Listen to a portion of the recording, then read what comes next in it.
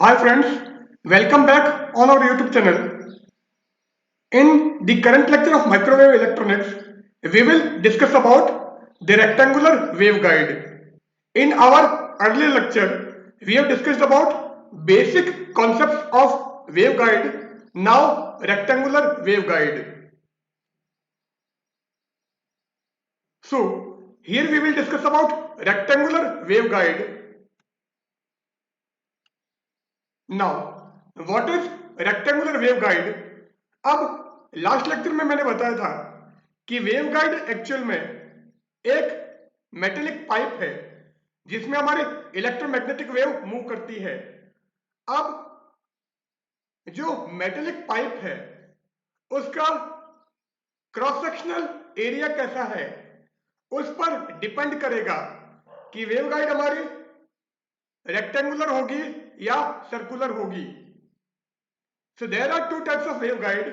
One is rectangular and another one is circular.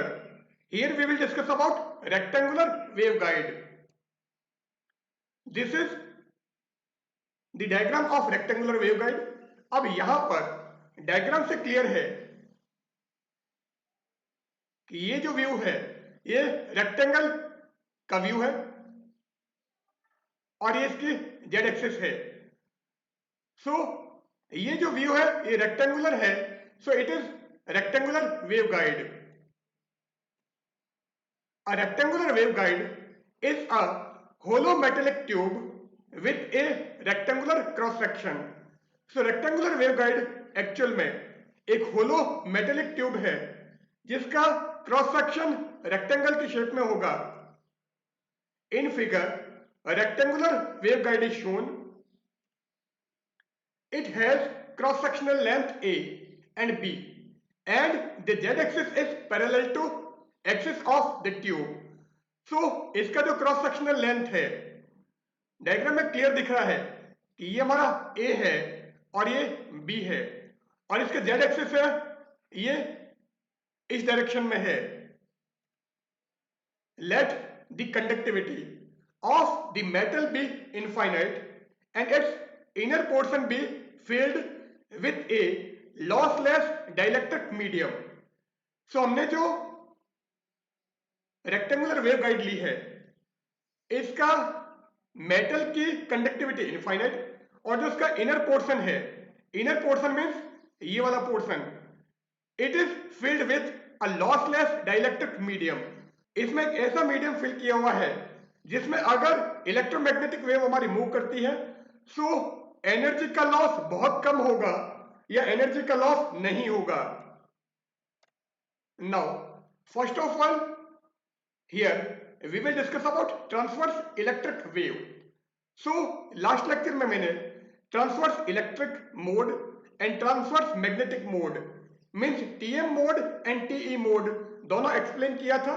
अब यहां पर उन्हीं को लेकर हम चलेंगे। So first of all transverse electric wave.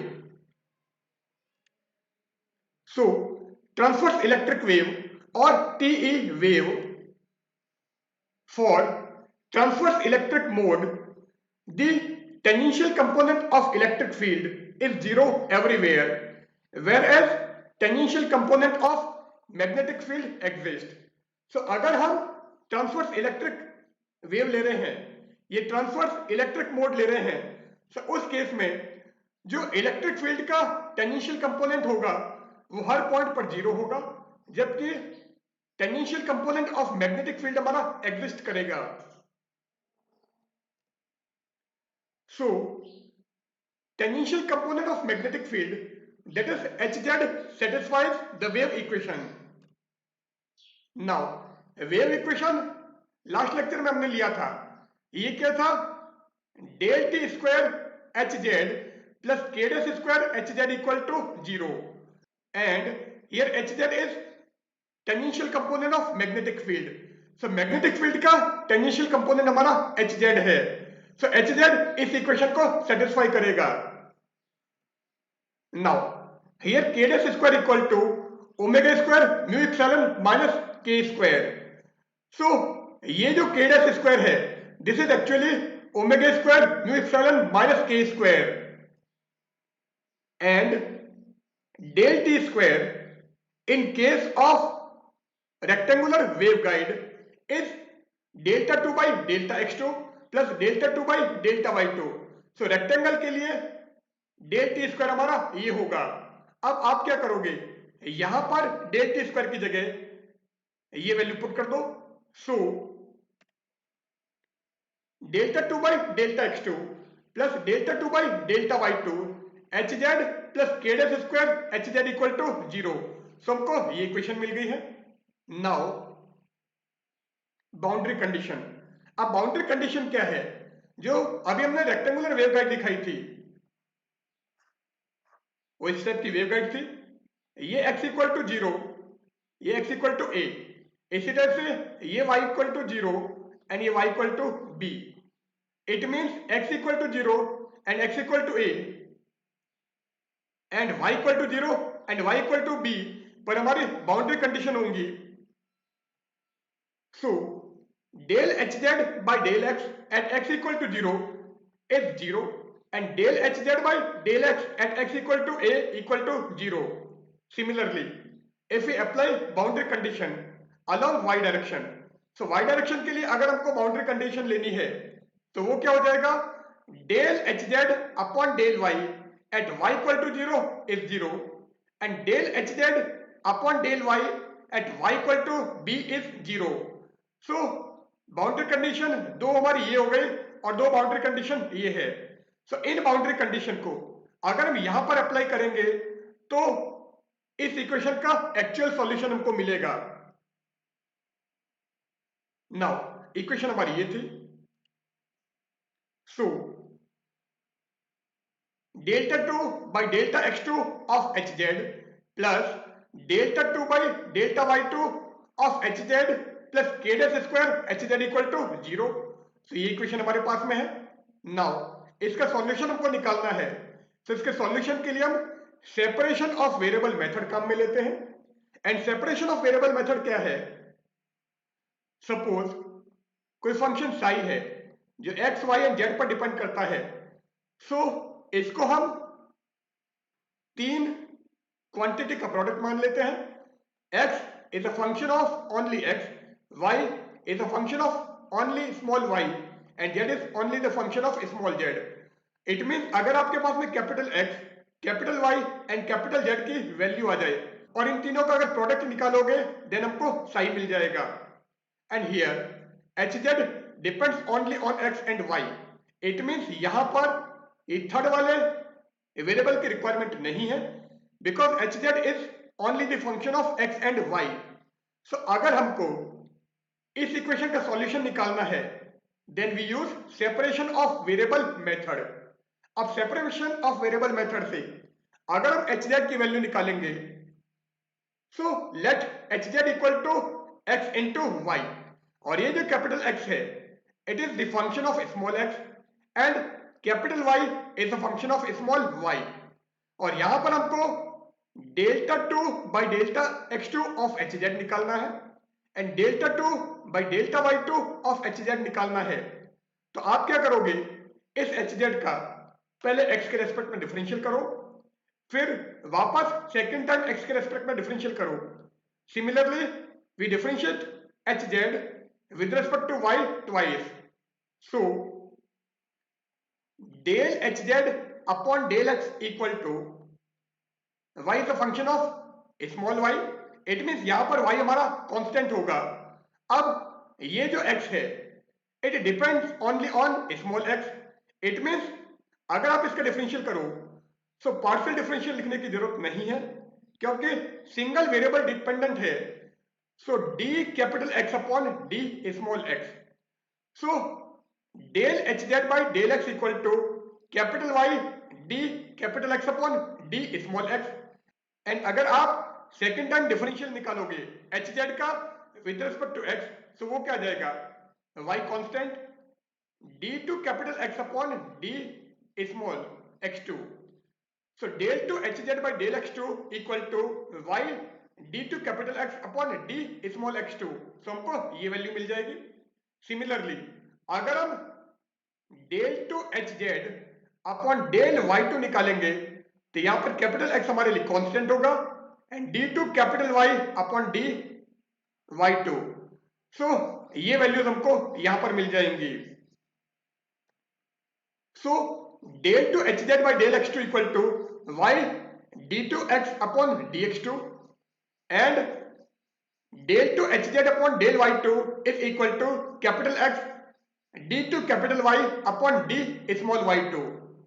सो यहां पर हमको del two H Z upon del X two की and del two H Z by del Y two की रिक्वायरमेंट है। तो आप क्या करोगे, इसमें यहां से वैल्यू रख देंगे और इसकी वैल्यू हमको यहां से मिल जाएगी। सो अगर हम यहां से वैल्यू यहां पर एंड यहां से वैल्यू यहां पर रखें और साथ में एच जेड की value capital x into capital Y रखें, तो ये क्या हो जाएगा, Y D two capital X upon D X two plus capital X D two capital Y upon D Y two plus K dash square X into Y equal to zero. तो हमको ये equation मिल जाएगी। अब आप क्या करोगे, ये जो इक्वेशन है इस इक्वेशन में through out capital x y से डिवाइड कर दो। तो जैसे आप capital x into capital y से डिवाइड करोगे तो यहां पर वाई कैंसिल हो जाएगा और नीचे एक्स मिलेगा और यहां पर ये एक्स कैंसिल हो जाएगा और नीचे हमको वाई मिलेगा, जबकि यहां पर ये पूरा कैंसिल हो जाएगा एंड वन मिलेगा। तो इक्वेशन क्या हो जाएगी, one by capital X D two capital X upon D X two plus one upon capital Y D two capital Y upon D Y two plus K dash square equal to zero. Now इस equation को solve करना है और यहां से हमको capital X and capital Y की value निकालनी है। और अगर आपको capital X and capital Y in terms of small X and small Y मिल जाता है तो ये दोनों वैल्यूज अगर हम यहां पर रखेंगे तो हमको एच जेड मिल जाएगा। एच जेड मीन्स इस इक्वेशन का सॉल्यूशन मिल जाएगा। नाउ हम क्या करते हैं, इसको राइट हैंड साइड में ट्रांसफर कर देते हैं। So one upon capital X D two capital X upon D X two plus K dash square equal to minus one upon Y D two capital Y upon D Y two. So हमको ये equation मिल गई। अब यहां पर ये जो left hand side है ये ओनली x का फंक्शन है, जबकि ये जो साइड है ये ओनली स्मॉल y का फंक्शन है। इट मींस दोनों वैल्यू सेपरेटली किसी कांस्टेंट के इक्वल होंगी। सो इक्वेशन हमको ये मिली है। The left hand side of this equation is only the function of small x and it's right hand side is only the function of small y। तो ये केवल आपका स्मॉल x का function है और ये केवल आपका स्मॉल y का फंक्शन है और ये दोनों किसी कांस्टेंट के इक्वल होंगे। Since both are equal to each other so they will be separately equal to a constant. जैसे कोई इक्वेशन हमारे पास में है x equal to y, so ये दोनों इक्वल है। सपोज ये c के इक्वल है, it means x equal to c and y equal to c होगा। तो इसी टाइप से ये दोनों आपस में इक्वल हैं तो ये दोनों किसी कांस्टेंट के इक्वल होंगे। So one upon capital X D two capital X upon D X two plus K dash square equal to minus one upon Y D two capital Y upon D Y two equal to A square and here A square is any constant. So हमने one upon X D two capital X upon D X two plus K dash square equal to minus one upon Y D two capital Y upon D Y two को capital ए square मान लिया है। Now ये आपका इसके equal होगा और साथ में ये इसके भी इक्वल होगा। तो पहले हम इसको ए स्क्वायर के इक्वल ले लेते हैं।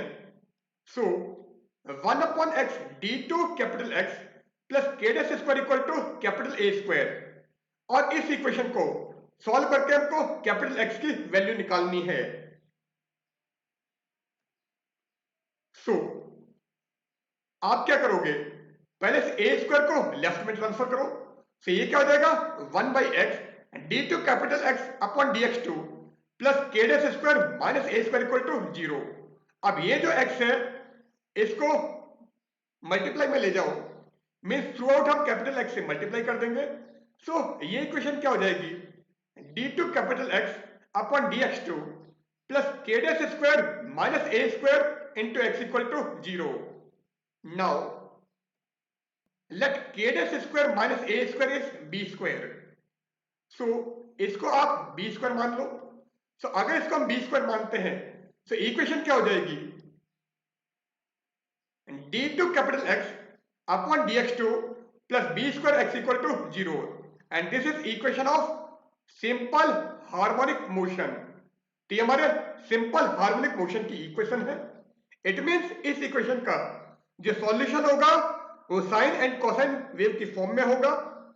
सो साइन एंड कोसाइन की फॉर्म में इसका सॉल्यूशन हमारे पास में होगा। So let the solution of this equation is x equal to c1 cos bx plus c2 sin bx and here c1 and c2 are constants। सो मैंने कहा है ये सिंपल हार्मोनिक मोशन की इक्वेशन है।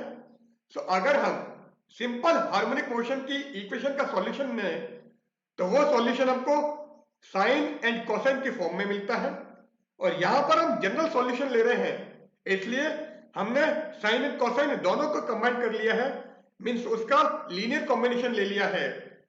So the solution of this equation is x equal to c1 cos bx plus c2 sin bx।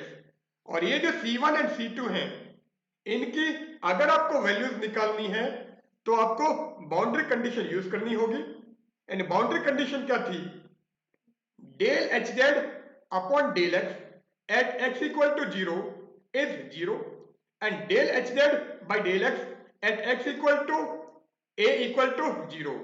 और यहां पर हमारे पास में एच जेड की जगह x है।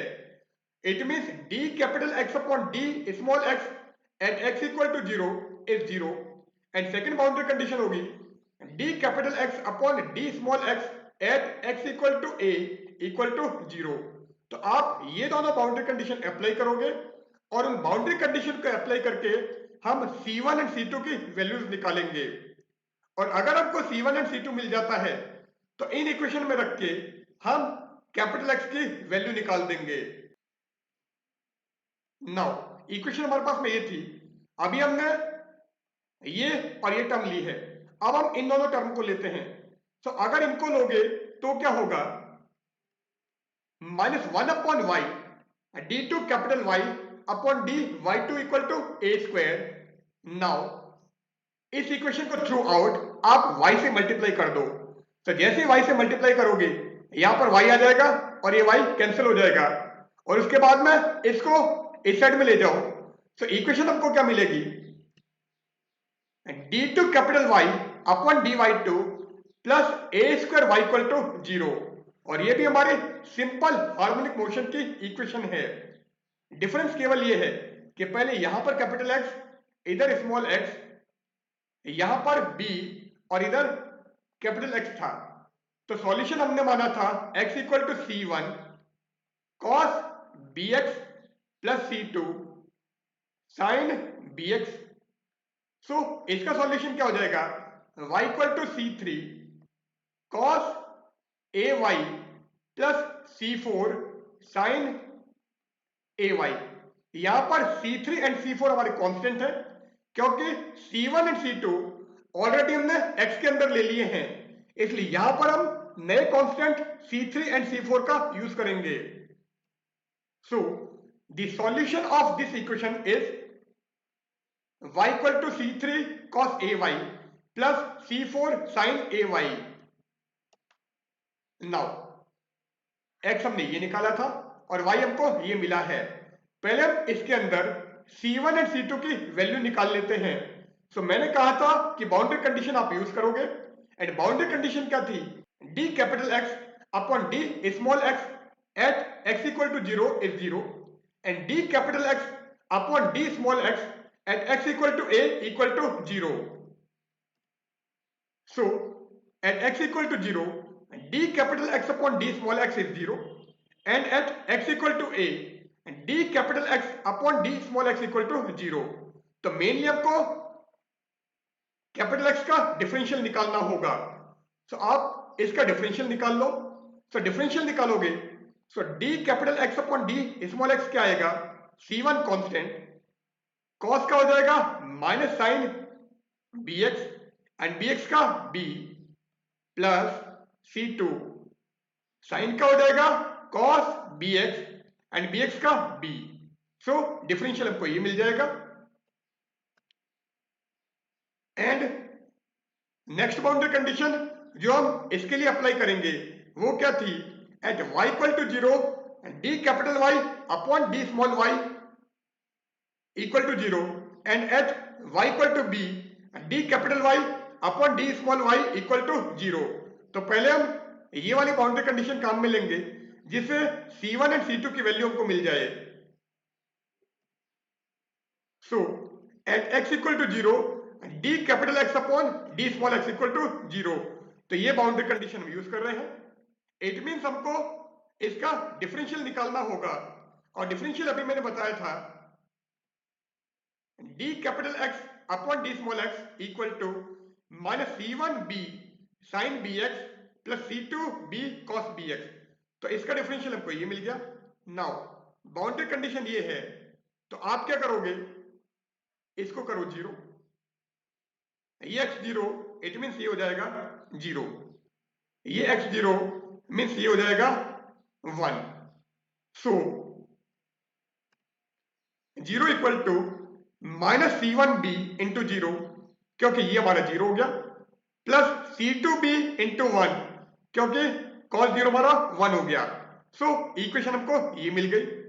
नाउ यहां से C2b equal to 0, it mean C2 equal to 0।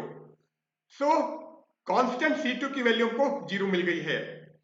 अब आप क्या करोगे, ये जो C2 इक्वल टू 0 आया है इसको यहां पर रख दो। तो जैसे यहां पे 0 रखोगे ये फैक्टर 0 हो जाएगा। It means d capital X upon D small x equal to minus C1b sine B x. तो हमको ये इक्वेशन मिल गई। अब आप क्या करोगे, ये बाउंड्री कंडीशन अप्लाई करते हैं। सो यहां पर x को स्मॉल a और इसको आप 0 कर दो। It means at x equal to a d capital X upon D small x equal to 0, ये अप्लाई करना है। और जैसे ही अप्लाई करोगे यहां पर इक्वेशन क्या हो जाएगी, 0 equal to minus C1b sine B A, क्योंकि ये हमारा 0 हो गया और ये हमारा a हो गया। So minus C1b sine B A equal to 0, sine B A equal to 0, और साइन के टेबल में 0 कब होता है, n पाई पर। So B A equal to n pi, यहां पर मैं m काम में ले लेता हूं क्योंकि n में बाद में काम में लूंगा। So B A equal to m pi. So यहां से हमको क्या मिल गया, sine B A equal to 0 और B A equal to n pi, और यहां से b हमको मिल जाएगा। So b equal to m pi upon a। So b की वैल्यू को ये मिल गई।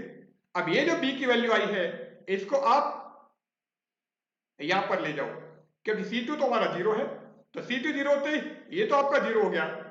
सो x क्या आ जाएगा, C1 cos m pi x upon a। So capital X की वैल्यू को ये मिलेगी। And here m equal to 0 1 2 3 and so on. So capital X आ गया C1 cos m pi x upon a. So this will be the value of x. It means हमारी इन दोनों term को use करके जो इक्वेशन आई थी उसका solution हमको ये मिल गया है। नाउ y हमने ये निकाला था। अब यहां पर हमको C3 एंड C4 की वैल्यू निकालनी है, तो आप यहां पर भी बाउंड्री कंडीशन अप्लाई करोगे। एंड बाउंड्री कंडीशन क्या थी, d capital Y upon D small y at y equal to 0 is 0 and d capital Y upon d small y at y equal to b equal to 0. So ये दोनों boundary condition में यहां पर काम में लूंगा. So first boundary condition at y equal to 0 d capital Y upon d small y equal to 0. So आप इसका y के रेस्पेक्ट में डिफरेंशिएट करो. So d capital Y upon d small y equal to minus c3a sin ay plus c4a cos ay. So इसका differential आपको ये मिल गया. अब बाउंड्री कंडीशन हमारे पास में ये है, तो आप इसको करो 0, इस स्मॉल y को करो 0, इस स्मॉल y को किया 0. इट मीन्स ये साइन 0 0, तो ये पूरा तो आपका हो गया 0 और ये हो गया 1. सो क्या बचेगा, C4a इक्वल टू 0 और यहां से C4 की वैल्यू आ जाएगी 0. So 0 equal to minus C3a into 0 क्योंकि ये हमारा 0 हो गया, प्लस C4a इंटू 1 क्योंकि cos 0 हमारा 1 हो गया, और यहां से क्या मिलेगा, C4a equal to 0. So C4a equal to 0 and C4a equal to 0 है, it mean C4 equal to 0. So constant C4 की वैल्यू को 0 मिल गई है. अब ये जो वैल्यू है इसको आप यहां पर रखो, तो जैसे इसको 0 करोगे d capital Y upon d small y की वैल्यू को मिल जाएगी minus C3a sin ay. So d capital Y upon d small y equal to minus C3a sin ay. अब नेक्स्ट बाउंड्री कंडीशन क्या है, at y equal to a and d capital Y upon d small y equal to 0. So at y equal to b d capital Y upon d small y equal to 0. So y को हमको b रखना है और इसकी value हमारी 0 है, तो ये तो हमारा हो गया 0. इस y को आप रखोगे b, तो इक्वेशन क्या आ जाएगी, 0 equal to minus C3a sine a b, और इसको आप 0 के नीचे ट्रांसफर कर दो क्योंकि या तो हमारा ये 0 होगा या ये 0 होगा. सो अगर ये 0 नहीं है सो डेफिनेटली हमारा sine a B equal to 0 होगा. एंड साइन की टेबल में अभी आपको कहा था एन पाई पर वैल्यू 0 होती है. So A B equal to N pi, it means A equal to N pi upon B.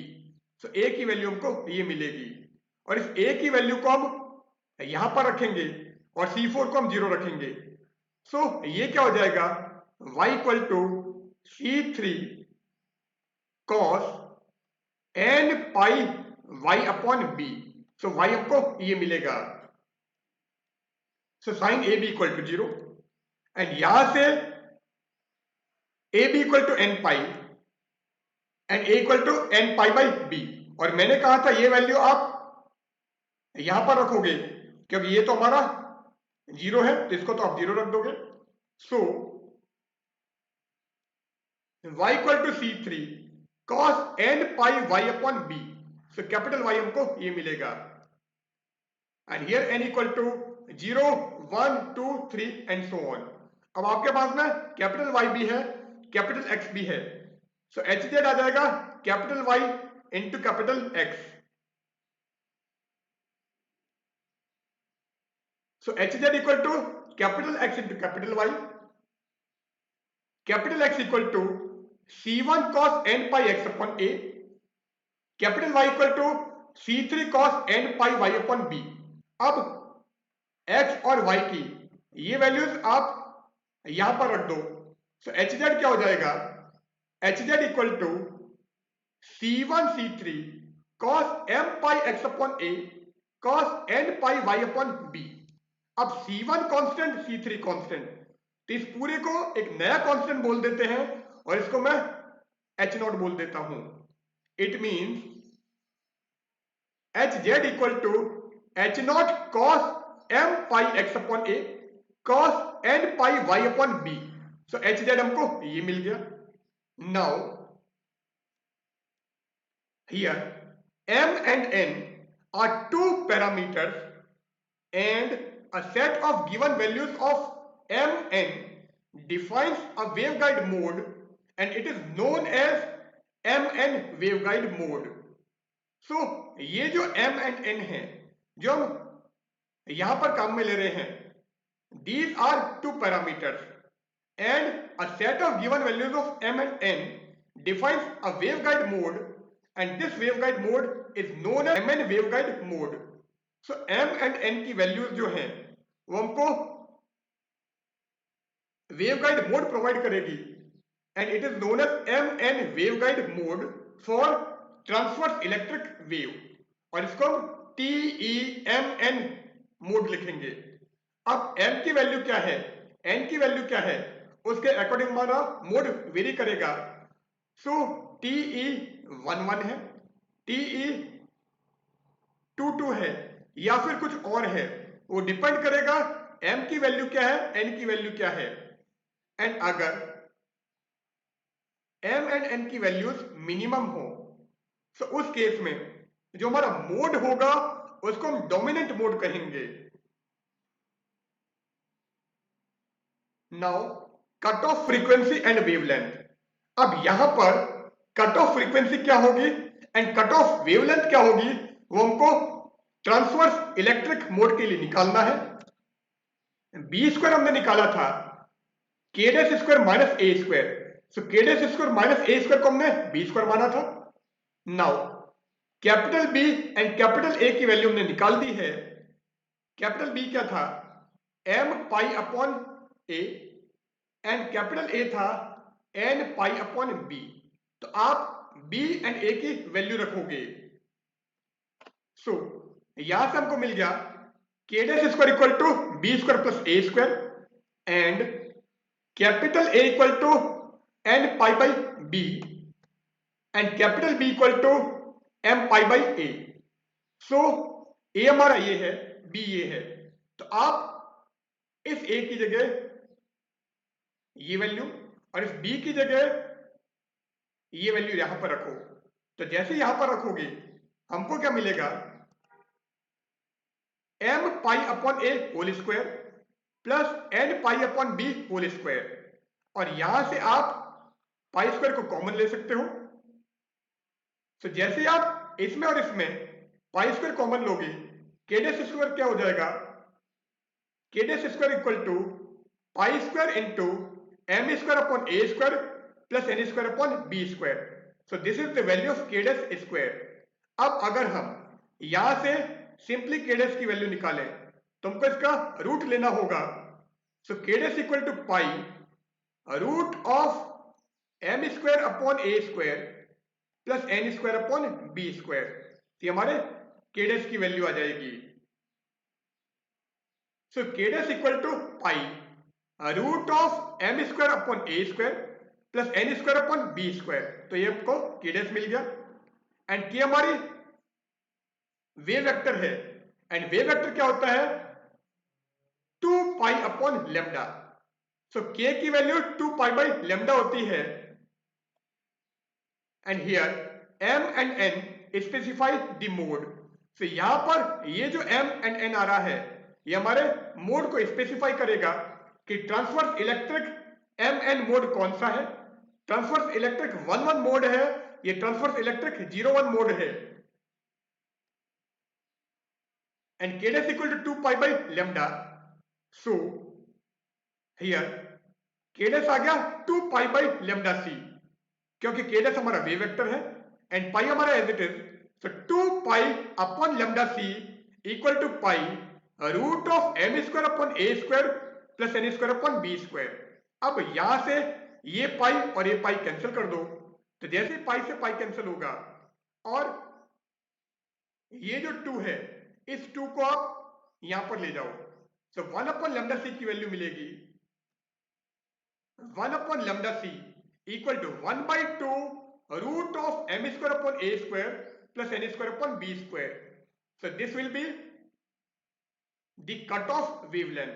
So cut off wavelength की वैल्यू हमको मिली है 1 upon lambda c equal to 1 by 2 root of m square upon a square plus n square upon b square. So this is our cutoff wavelength. Now cutoff frequency निकालना है, so cutoff wavelength हमारा ये आया है and C equal to nu lambda होता है। अगर हम दोनों साइड में 2 पाई से मल्टीप्लाई कर दें then 2 pi C equal to 2 pi nu lambda and 2 pi nu का मतलब omega, it means 2 pi C equal to omega lambda and from here 1 upon lambda equal to omega upon 2 pi c. So अगर आपको 1 upon lambda निकालना है सिर्फ lambda को यहां पर ले आओ और इस 2 pi c को इधर ले जाओ, so 1 upon lambda आ जाएगा omega upon 2 pi c and 1 upon lambda c हमारा ये है। so आप इस 1 upon lambda c की जगह omega c upon 2 pi c put कर दो। so जैसे आप ये वैल्यू रखोगे omega C upon 2 pi C equal to 1 by 2 root of M square upon A square plus N square upon B square. Now इस 2 से 2 कैंसिल हो जाएगा और ओमेगा सी की वैल्यू निकालनी है, इसलिए पाई सी को आप यहां पर ले आओ। सो ओमेगा सी क्या होगा, omega C equal to pi C root of m square upon a square plus n square upon b square, and this is our cutoff frequency. So it is cutoff frequency.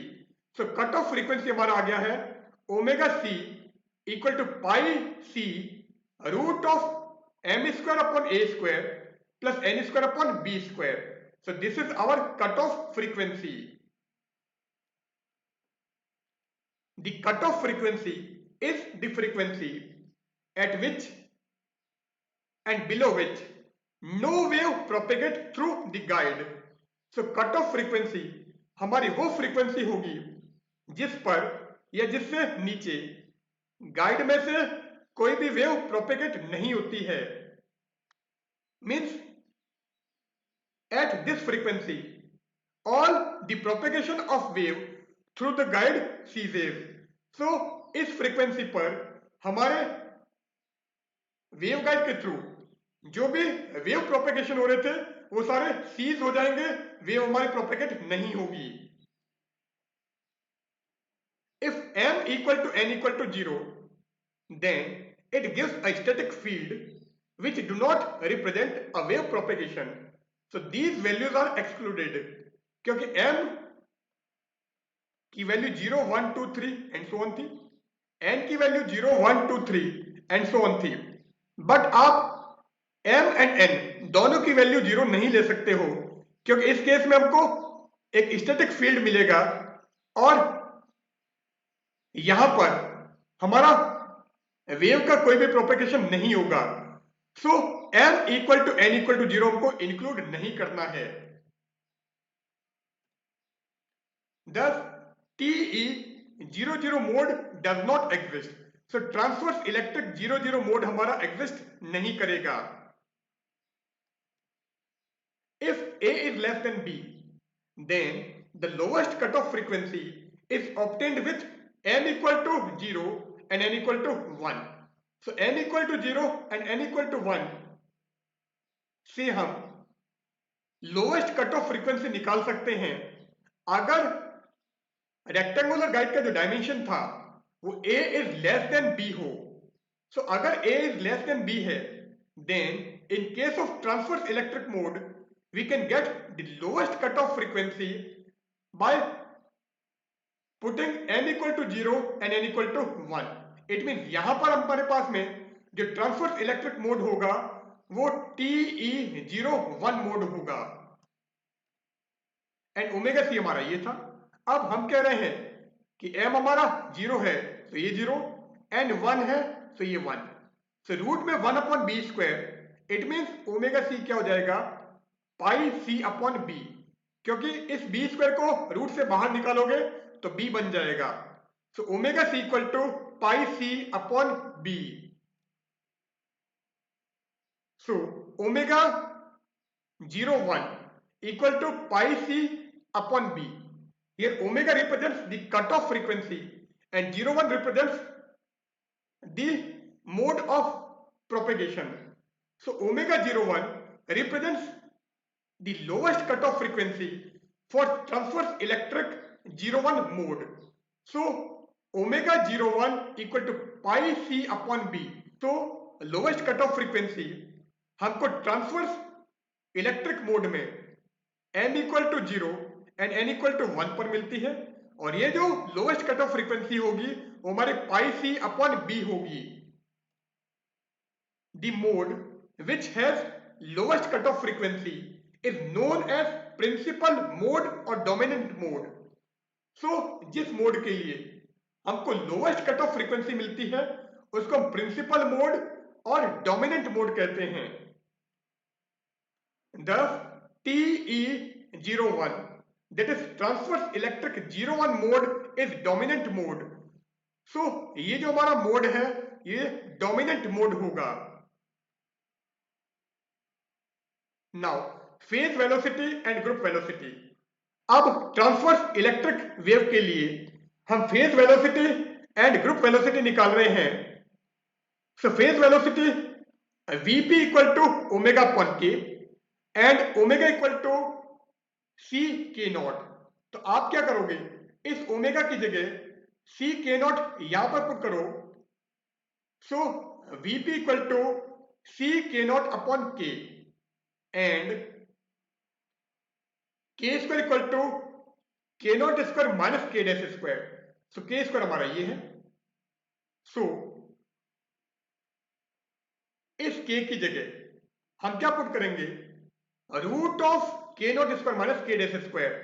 So VP आ गया C K nought divided by root of K nought square minus K dash square. So this is the value of VP. Now ये जो के not है इसको आप नीचे ले जाओ और रूट के अंदर ले जाओ. सो रूट के अंदर लेके जाओगे तो के नॉट स्क्वायर जाएगा. तो जैसे रूट के अंदर जाओगे ये के नॉट स्क्वायर से के नॉट स्क्वायर कैंसिल. सो यहां पर हमको 1 और यहां पर क्या आएगा K dash square upon K nought square, और इसको हमने K dash upon K nought whole square लिखा है. सो वीपी की वैल्यू मिलेगी C divided by root of 1 minus K dash upon K nought whole square. Since wave vector is inversely proportional to wavelength. So wave vector wavelength के inversely proportional है, क्योंकि मैंने कहा था कि के क्या होता है 2 pi by lambda. So K is inversely proportional to lambda. It means K dash upon K nought निकालें तो वो क्या जाएगा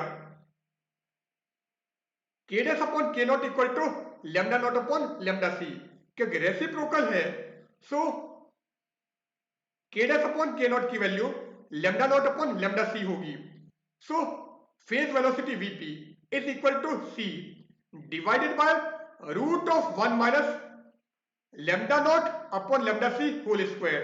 सो वीपी की वैल्यू हमको ये मिल जाएगी.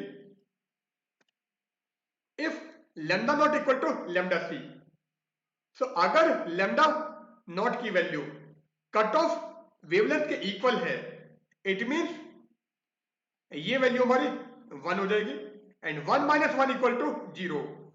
सो VP equal to C upon 0, it means VP equal to infinitive. So इस केस में फेज वेलोसिटी वीपी की वैल्यू इन्फिनिटिव मिलेगी. So VP equal to infinitive. Thus at cutoff frequency the phase velocity become infinite. So cutoff frequency पर और cutoff wavelength पर phase velocity हमारी infinite होगी, infinitive होगी. The group velocity is the velocity with which the energy is propagated along the axis of the guide. So अब हम group velocity की बात करते हैं. So group velocity एक्चुअल में वो वेलोसिटी है जिसके थ्रू वेव गाइड के एक्सिस के अलोंग हमारी एनर्जी प्रोपेगेट होती है. Now group velocity equal to del omega upon del K. So group velocity का फॉर्मूला हमारा ये and omega equal to C K nought था. तो आप इस ओमेगा की जगह सी के नॉट रख दो। So V is equal to del by del K of C K nought. Now K nought की value in terms of K हमको चाहिए। So K square equal to K nought square minus K dash square. It means K nought क्या आ जाएगा, root of K square plus K dash square. तो आप इस K nought की जगह root of K square plus K dash square रखो। तो ये क्या होगा, सी कांस्टेंट है तो मैंने बाहर ले लिया, तो सी del by del K of root of K square plus K dash square. ना इसका हम के रेस्पेक्ट में डिफरेंशियल करें। सो सी तो हमारे पास में ऑलरेडी है। रूट एक्स का होता है 1/2 रूट एक्स। सो 1/2 रूट के square plus K dash square. और आप विद रिस्पेक्ट टू के डिफरेंशिएट कर रहे हो, इट मीन्स इस के स्क्वायर का डिफरेंशियल करेंगे सो इनटू 2k, और इस 2 से 2 कैंसिल हो जाएगा। सो वैल्यू क्या आएगी, C K divided by root of K square plus K dash square. So जैसे आपने डिफरेंशियल किया, वीजीएम को मिल गया C into 1/2 root of K square plus K dash square into 2k, और 2 से 2 कैंसिल कर दिया। So this will be C K divided by root of K square plus K dash square. And इसको हम के नॉट लिख सकते हैं, क्योंकि यहां से के नॉट स्क्वायर क्या है, K square plus K dash square. So K nought equal to root of K square plus K dash square. तो आप इसको के नॉट लिख दो। So V is equal to C K upon K not.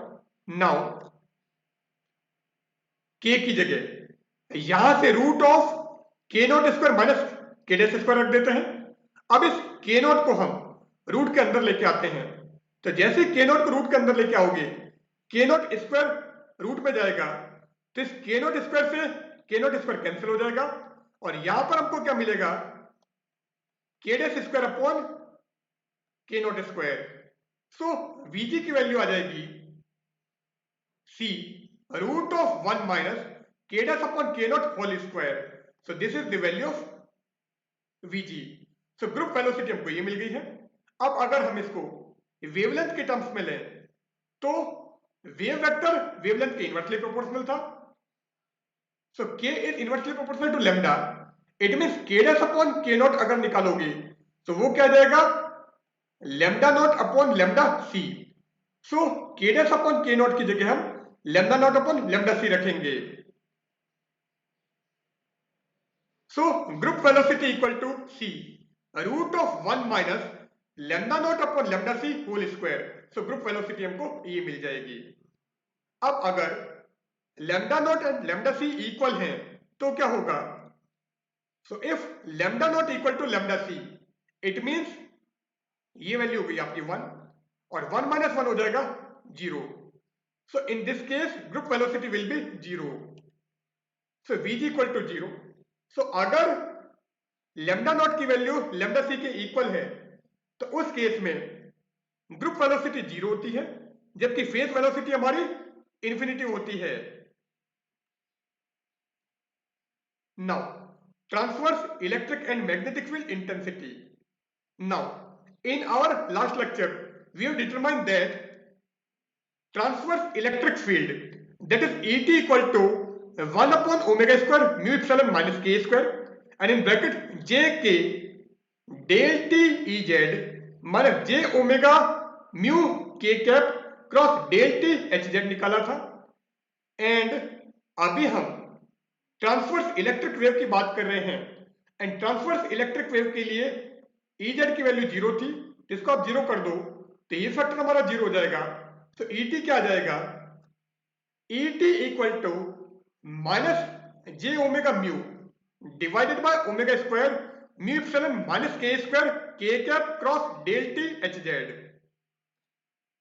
And rectangular coordinate system में del T equal to I cap delta by delta X plus J cap delta by delta Y. Now ये K cap और ये आई cap, तो के cap cross आई cap क्या होता है, जे cap, and यहां पर के कैप क्रॉस जे कैप, तो के कैप क्रॉस जे कैप होता है माइनस आई कैप। तो आप क्या करोगे, इस के कैप और आई कैप को इंक्लूड करें तो यहां पर हमको जे कैप मिल जाएगा, और इस के कैप को अंदर लेके जाओगे तो जे कैप के साथ में मिलकर ये माइनस आई कैप प्रोवाइड करेगा। सो ई टी आ जाएगा minus J omega mu divided by omega square mu epsilon minus K square, और के क्रॉस आई हो गया जे कैप एंड के क्रॉस जे कैप हो गया माइनस आई कैप, तो हमको ये मिल गया। नाउ एच जेड एक्चुअल में क्या है, एच जेड हमने निकाला था वो क्या था, H not cos M pi X upon A cos N pi Y upon B. तो इस एच नॉट की जगह आप ये वैल्यू यहां पर रख दो, so E T equal to minus J omega mu divided by omega square mu epsilon minus K square J cap delta by delta X minus I cap delta by delta Y H not cos M pi X upon A cos N pi Y upon B. अब आप H not constant है तो यहां पर ले लो और इसको अंदर लेके जाओगे तो x के रेस्पेक्ट में डिफरेंशियल करना है और यहां पर आपको y के रेस्पेक्ट में डिफरेंशियल करना है। So E T equal to minus J omega mu H nought divided by omega square mu epsilon minus K square और जे कैप ये एज इट इज। अब इसका आप x के रेस्पेक्ट में डिफरेंशियल करोगे, so cos N pi Y upon B हमारे लिए constant, so cos N pi Y upon B constant, और अगर हम इसका करेंगे so minus sine M pi X upon ए, सो minus sine M pi X upon ए, और अब इसका वापस करोगे तो यहां से हमको मिलेगा एम पाई अपॉन ए, तो हमको ये टर्म मिल गई। अब क्या करते हैं,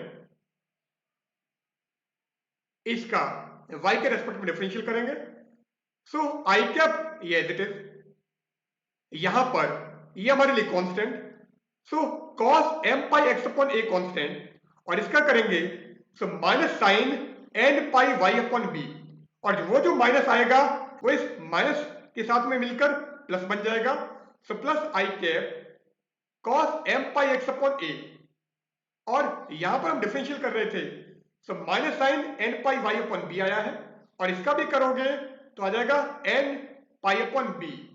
इट मीन्स अगर हम इस इक्वेशन को सॉल्व करें तो हमको ये मिलता है। नाउ ई टी हमने ये निकाल दिया है, अब क्या करोगे,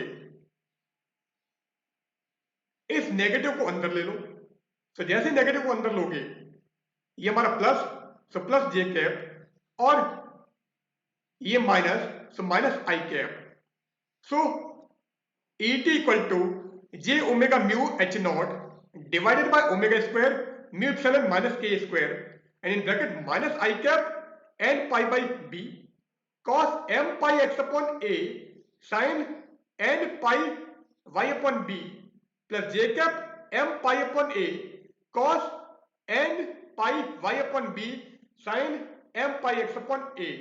सो ट्रांसवर्स इलेक्ट्रिक फील्ड की वैल्यू हमको ये मिल गई है। नाउ ट्रांसवर्स मैग्नेटिक फील्ड का फॉर्मूला हमारा ये था, और यहां पर ई जेड हमारा जीरो है तो आप इसको जीरो कर दो, तो जैसे इसको जीरो करोगे ये क्या हो जाएगा, H T equal to J K upon omega square mu epsilon minus K square del T H Z, and del T आपको पता है delta by delta X plus delta by delta Y, और H Z भी पता है जो कि H not cos M pi X upon A cos N pi Y upon B था। सो ये वैल्यूज हम रखें, सो एच टी की वैल्यू हमको जैसे हमने ई टी निकाला था उसी टाइप से ये मिल जाती है। सो this is the value of transverse magnetic field. So transverse magnetic field हमारा ये आ गया है। Thus, by using above equations, we can determine the values of Ex, Ey, Hx and Hy easily। तो Et and Ht की value हमने निकाली है। इन values को यूज करके हम easily Ex, Ey, Hx and Hy की वैल्यू निकाल सकते हैं। नाउ ट्रांसवर्स मैग्नेटिक वेव, तो अभी हमने ट्रांसवर्स इलेक्ट्रिक वेव लिया था, उसको हमने डिटेल में लिया था। यहां पर हम डायरेक्ट फॉर्मूला यूज करेंगे, क्योंकि जो सॉल्यूशन आपने वहां पर लिया है उसी टाइप का सॉल्यूशन आपको यहां पर मिलेगा। सो ट्रांसवर्स मैग्नेटिक वेव और TM wave, for TM mode the tangential component of magnetic field, that is Hz equal to 0 everywhere, and the tangential component of electric field exists। तो ट्रांसवर्स मैग्नेटिक के अंदर tangential component of magnetic field हमारा 0 होगा, जबकि tangential component of electric field हमारा exist करेगा। सो Ez satisfies the wave equation. पहले हमारा Hz वेव इक्वेशन को सेटिस्फाई कर रहा था, यहां पर Ez वेव इक्वेशन को सेटिस्फाई करेगा, एंड वेव इक्वेशन हमारी ये थी, तो Ez हमारा इस इक्वेशन को सेटिस्फाई करेगा। And here k dash square equal to omega square mu epsilon minus k square. तो ये जो k डैश स्क्वायर है ये एक्चुअल में ये है। सो ये जो डेल्टा स्क्वायर है, delta 2 by delta x2 plus delta 2 by delta y2, इसको आप यहां पर रख दो, तो वेव इक्वेशन क्या हो जाएगी, delta 2 by delta x2 plus delta 2 by delta y2 Ez plus k dash square Ez equal to 0। और ट्रांसवर्स मैग्नेटिक में सिंपली यहां पर H चल रहा था और उसका सॉल्यूशन हमने निकाला था बाउंड्री कंडीशन यूज करके।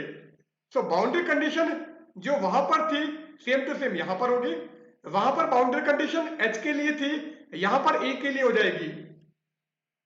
सो delta Ez upon delta x at x equal to 0 is 0, and delta Ez upon delta x at x equal to A is 0, and delta Ez upon delta y at y equal to 0 is 0, and delta Ez upon delta y at y equal to b is 0। तो आप इन boundary condition को यहां पर use करोगे और इसका solution निकालोगे, तो वो क्या आएगा, on applying boundary conditions we get. So अगर हम बाउंड्री कंडीशन अप्लाई करें देन मैग्नेटिक फील्ड के लिए सॉल्यूशन हमारा ये आया था, जो मैंने बाउंड्री कंडीशन यूज करके C1, C2, C3, C4 चारों की वैल्यू निकाल के सॉल्व किया था और हमको Hz की वैल्यू ये मिली थी। अब यहां पर इलेक्ट्रिक फील्ड के लिए मिलेगा, तो डिफरेंस केवल ये होगा, यहां पर हमको ये साइन वाला फैक्टर मिल जाएगा। So Ez equal to E naught sine m pi x upon a sine n pi y upon b। So Ez हमारा ये हो गया। Now cut off wavelength, so cut off wavelength क्या होगी, k डैश हमारा था pi root of m square upon a square plus n square upon b square, और यहां पर भी k डैश हमारा यही है। तो अगर k डैश आपका पहले वाला ही है, इट मींस ट्रांसवर्स इलेक्ट्रिक के केस में भी कट ऑफ वेवलेंथ आपकी वही होगी जो कि ट्रांसवर्स मैग्नेटिक में थी।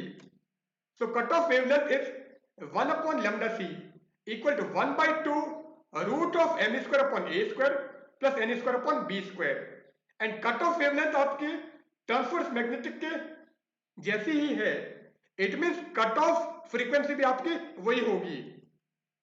So cut off frequency is omega c equal to pi c root of m square upon a square plus n square upon b square. So this is the cutoff frequency for transverse electric wave, and this is the cutoff wavelength for transverse electric wave. Now, thus in transverse electric and transverse magnetic modes of a rectangular waveguide have the same set of cutoff frequencies। तो चाहे आप transverse electric mode लो या transverse magnetic mode लो, rectangular waveguide में cut off frequency का आपका set same रहता है। in transverse magnetic mode the lowest mode or dominant mode is TM11। Transverse electric में डोमिनेंट मोड हमारा TE01 था, जबकि ट्रांसवर्स मैग्नेटिक में डोमिनेंट मोड ये लोएस्ट मोड आपका TM11 होता है। The cut off frequency of dominant mode in transverse magnetic wave is, अब ट्रांसवर्स मैग्नेटिक वेव में अगर हम डोमिनेंट मोड की कट ऑफ फ्रीक्वेंसी निकालें, सो कट ऑफ फ्रीक्वेंसी का फॉर्मूला ये, तो आप क्या करोगे, यहां पर m को 1 एंड इस n को भी 1 करोगे, और ट्रांसवर्स इलेक्ट्रिक में डोमिनेंट मोड के लिए ये हमारा 0 था और ये 1 था, इसलिए ट्रांसवर्स इलेक्ट्रिक में हम ओमेगा की वैल्यू 0.1 निकाली थी जो पाई सी अपॉन बी थी, और यहां पर ट्रांसवर्स मैग्नेटिक में डोमिनेंट मोड हमारा TM11 है, सो कट ऑफ फ्रीक्वेंसी क्या आ जाएगी, omega C for 1 mode equal to pi C root of 1 by a square plus 1 by b square. So this is the cutoff frequency of dominant mode in transverse magnetic wave. And अगर इस 1 by a square को मैं बाहर लूं, so pi C upon a हो जाएगा, और यहां पर आपका a square से मल्टीप्लाई होगा, so omega C for 1 mode is pi c upon a root of 1 plus a square by b square. And here we end our session. In the current session we have discussed about the rectangular waveguide. So goodbye.